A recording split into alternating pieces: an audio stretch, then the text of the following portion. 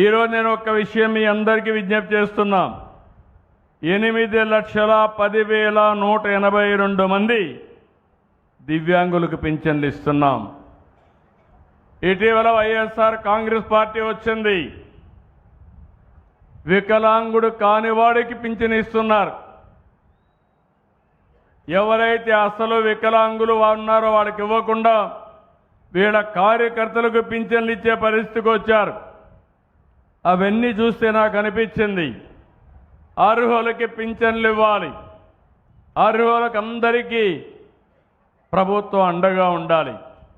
ఎవరైనా సరే అనర్హులుంటే ప్రభుత్వ ధనాన్ని దోస్తా ఉంటే దోపిడీ చేస్తే అలాంటి వారిపైన చర్యలు తీసుకోవాలా లేదా అని మిమ్మల్ని అడుగుతున్నా. నేను మీలో కూడా ఒక మార్పు రావాలి.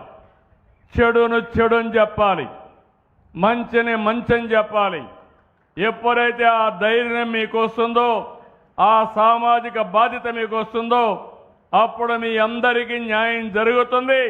అదే నిజమైన రామరాజ్యం అని మరొకసారి మీ అందరికీ విజ్ఞప్తి చేస్తున్నా.